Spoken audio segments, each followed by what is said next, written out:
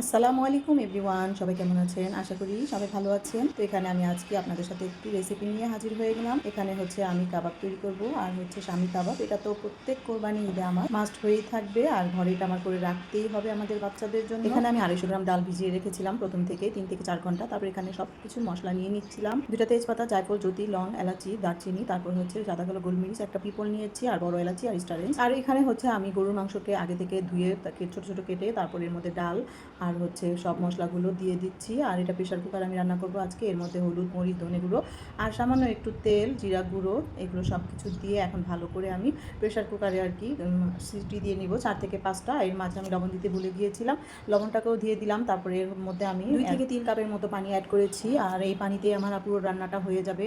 আর দেখতেই তো পারছেন যে কত সুন্দর একদম ম্যাশ হয়ে আসছে। প্রেশার কুকারে 4-5টা সিটি দেওয়ার পর একটা মাংস এবং ডাল কিছুই আস্ত ছিল না, কিন্তু আমার তারপরেও শিল্পাটা বেটে নিতে হয়েছে ওই যে মশলাগুলো, ওগুলোর জন্য আর কি। আমি চাইলে কিন্তু ব্লেন্ডার করতে পারতাম, কিন্তু আমি ব্লেন্ডার করিনি, কারণ ব্লেন্ডার করলে মাংস একদমই বোঝা যায় না। পাটায় বাটলে মাংসের আশাসটা খেতে গেলে মুখে পড়ে, এর জন্য আর কি ভালো লাগে। আর কার কেমন লাগে জানি না, কিন্তু আমার কাছে এরকম মাংস আস্তে আস্তে থাকলেই মনে হয় খেতে খুব ভালো লাগে এবং মজাও লাগে। তো এখানে আমি কথা বলতে বলতে কিন্তু সবগুলো বেটে নিয়েছি। তারপরে এখন হচ্ছে এর মধ্যে আমি 1 চা চামচের মতো গরম মশলা গুঁড়ো, 1 চা চামচ ভাজা গুঁড়ো এবং আদা রসুন বাটা। এর আগেও আমি কিন্তু আদা রসুন বাটা দিয়েছিলাম, তবে অল্প পরিমাণে, এখন আবার আরেকটু দিয়েছি। তারপরে হচ্ছে বেরেস্তা করা 1 কাপের মতো পেঁয়াজ, তারপরে একটু কাঁচা পেঁয়াজও দিয়েছি। আর এখানে একটা ডিম দিয়েছিলাম প্রথমে, কিন্তু আমার এটা বাইন্ডিং সুন্দর হয়নি, তারপর আমার আরেকটা ডিম দিতে হয়েছে।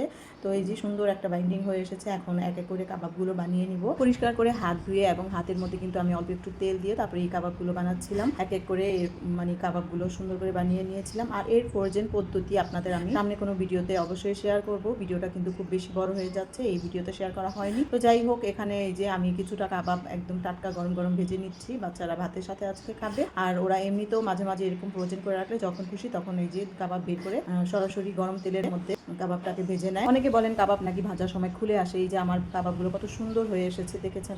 এটা হচ্ছে ভাজার কিছুটা টেকনিকের কারণে। আর গরম তেলে, একদম ভালো ফুটন্ত গরম তেলের মধ্যে কাবাবটা যদি ছেড়ে দেন তাহলে অবশ্যই কখনো আর কি ভেঙে যাবে না।